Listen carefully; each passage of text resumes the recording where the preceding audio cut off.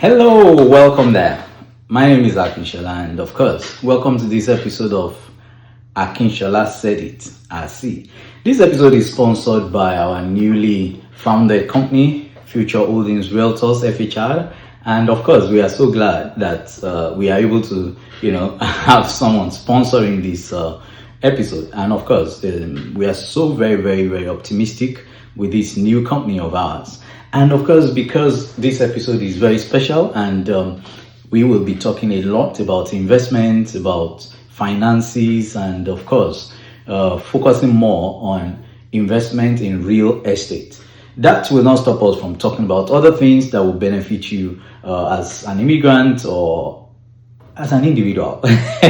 We care generally about any information that will upgrade your life. So what I'm going to be sharing today is going to benefit everyone, every human being, because I'm going to be talking about something that is peculiar, well, not peculiar, something that is common to every man, and that is management of debts.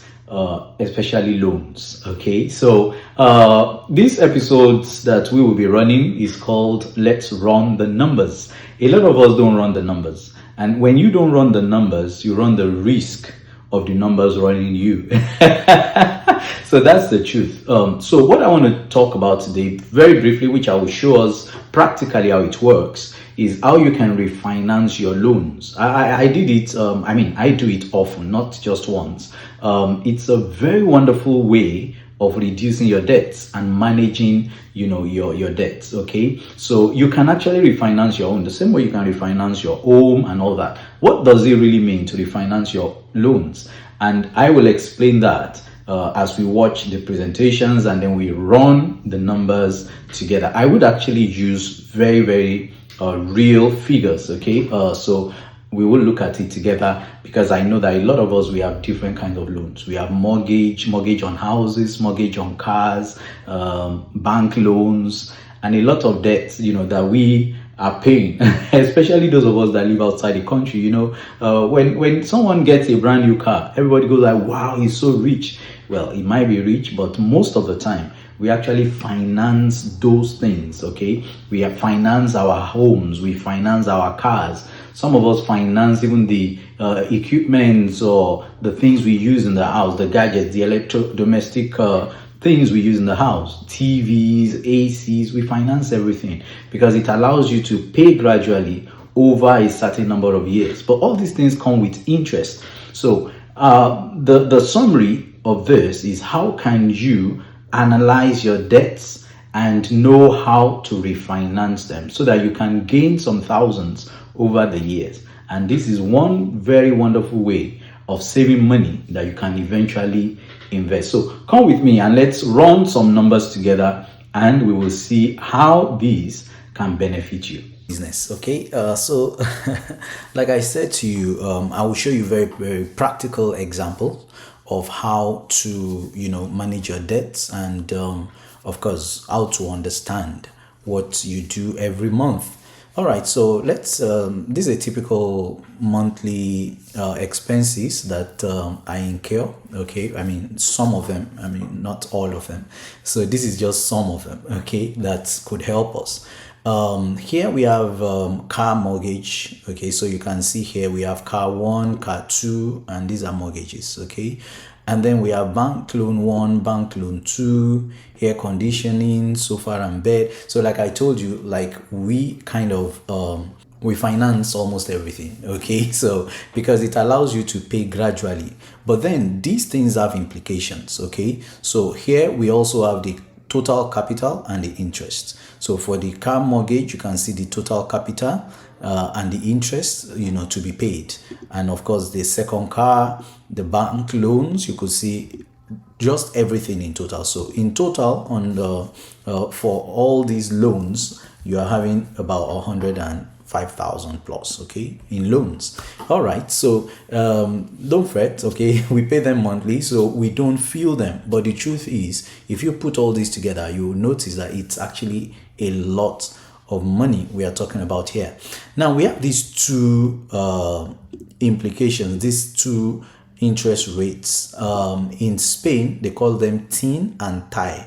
So I will explain what these two means, and then I would tell you which one you should focus on when you want to manage your debt. Remember, what we are trying to do here is learn how to refinance these mortgages or these loans, and which one should you refinance, which one should you not refinance, and that's what we want to look at here. So what is TIN and what is TIE? Let's quickly look at that.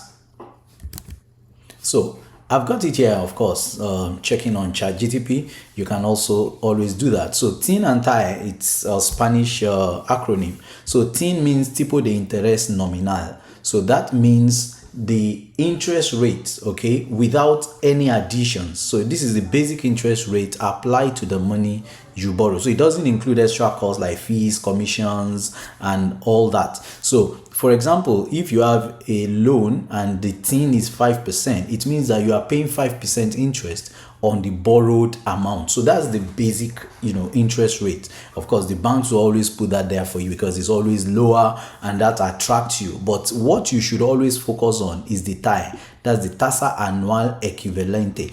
Now, tasa anual equivalente means that that's the total tax, the total cost of your loan per year. Okay, so here they will add the basic interest rate, that's the TIN, the opening fees, the commissions, and the payment frequency. So they will put a whole lot of things together and then they come up with that number, which is your TIE, and that is exactly what you are paying every month and annually on your loan. So the quick summary of that is TIN is price of a product, and then TIE is the final price at checkout. I think that makes a lot of difference. They would have had their shipping costs, taxes. So that's exactly what this means. So you should always focus on your TIE, not just the TIN. Okay, so this is very important. So a loan with a lower TIN can actually be more expensive if the TIE is higher. So when we want to do our analysis now, we'll focus on the TIE. So let's go back to what we have. So the first thing I want to do is to focus on my TIE, because the higher the TIE, the more dangerous that loan is for me. So, and we can already see the figures here. So to make it more beautiful, I would love to do this in ascending or descending order. So I want to arrange it. So let's put it in ascending order so that we have the lowest first. Then let's expand, and that's it. So coming to learn about this now, you could see here, for example, let's look at this car mortgage. So this particular bank, okay, they are offering the car mortgage at a TIN of 6.95. Okay, it looks so very low, but if you look at the TIE, that's if you look at the overall expenses, is 8.19%. So don't be carried away with this. Okay, always look at this. For example, look at these ones. Now this is very, very typical. So let me give you this one as an illustration. So when we went to get the air conditioning fixed, so this is the price of the air conditioning minus the maintenance and everything, or installation. So this is just the air conditioning unit. They told us then, they said, oh, we can finance this for you at 0 interest rate. And that is what you have here. The TIN, the interest rate is 0. But does that mean that this is the exact amount we bought it? No. We actually bought this air conditioning unit for about 900 and something euros. So how come it has added up to 1,167? Because of the TIE. So you could see that they told you, so they always tell you, oh, it's 0% financing. Hello, that's the basic interest rate. What of the taxes? What of the commissions? What of the entrance fee? That is what you pay every month. Okay, now annually, well, that is what you pay annually over this loan that you are getting. So it's actually not always interest free. So that's the first thing I want to tell you. So you go to the supermarket, you go, you can take this laptop, it's interest free, 0% interest. Oh, you jump at it. Hello, nobody gives nothing for free. I think by now you should have known that. If you are not a baby, nobody gives nothing for free. So it's never free. The interest rate is free, but there are commissions, there are taxes that you have to pay with it. And of course, that makes it higher also. Now, looking at the tie now, so we are focusing on this section of our table. Now you could see that this one has the lowest interest rate. Let's just put it like that. Okay, so when you want to refinance, for example, these two are the highest and they are bank loans. All right, so let's just focus on these two. I mean, actually, you see this bank loan too, it used to be about 50,000 euros before. So what I did was I refinanced that loan. Okay, so I got another loan after I've paid a lot of it. I got another loan at a lower interest rate. Okay, and of course, I now got that loan, paid out a lot of this other loan here. Of course, they told me if I could pay to certain amount, they would also reduce the tie for me, and that's what they did. So they now balanced it out, but that made me to now have two bank loans. So this one that you see was actually the one with the lower interest rate that I borrowed so that I could liquidate this other loan here. So if you want to refinance, what you will do, if I want to refinance now, which I'm going to do because I just opened a new bank account, I just want to fund that account for a while, and then I will approach my bank for a loan. Now, what I need to tell them is I need a loan with very low interest rates. So presently now, this bank loan, I have the tie as 8.57. So if some way I can get to this particular bank that is offering their own mortgage at 7.49 and they agree to give me a loan at this rate, it means that I will be able to get a loan. Possibly I'll go get a loan of 43,000 from this bank because they are offering a lower interest rate, and then I'll take that 43,000, pay off this one totally. Okay, so if I pay off this one, I will tell you how much I would have saved, and then I will now have the 43,000 with this other bank. I'm paying lesser, so every month I'll be paying lesser amount of money. Do you understand that now? So that is exactly what I'm talking about. So let's look at how that works mathematically. So I'm going to go to ChatGTP and I'm going to ask a series of questions. So using this particular loan as an example. So I have a loan of 43,000 euros and the tie is 8.57%. And my monthly payment is 652 euros and 53 cents. I have 84 quotas and I have 73 quotas remaining to pay. Now, my question now is, what if I get another loan of 43,000 at 7.49 tie to liquidate this? What will now be my new monthly payment and for how long will I pay it? So that's the question we need to ask ChatGTP. Okay, so let's go ahead and ask. So I've put the question here. Let's just run through it together. So I took a bank loan of 43,000 euros at a tie of 8.57%, and I have to pay in 84 quotas. I do pay a total of 652.53 euros a month, and I have 73 quotas remaining. How much do I need to amortize this loan at the moment? Because I've paid some of the loan. And remember, when you pay like this 652 euros I'm paying every month is actually not, they're not going to deduct 653 from the 43,000.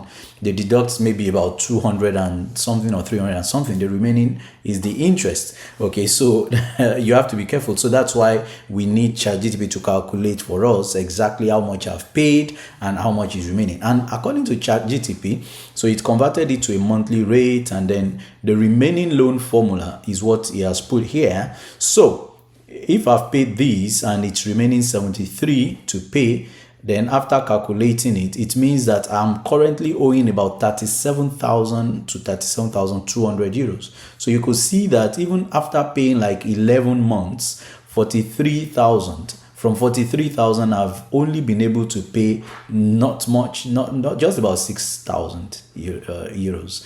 Okay, so it's a lot, the interest rates. Okay, but then that's not why we are here. So I'm owing 37,200. So what I need to do right now is the next question.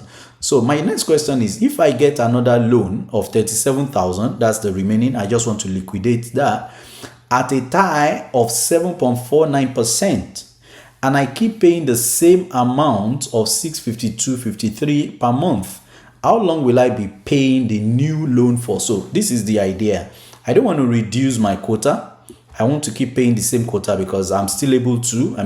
I'm still working, so it's not really affecting me if I pay this every month. But now with this new interest rate, which is lower, how many months will I now pay? And so I'm going to be saving some months of payment if I keep paying the same amount.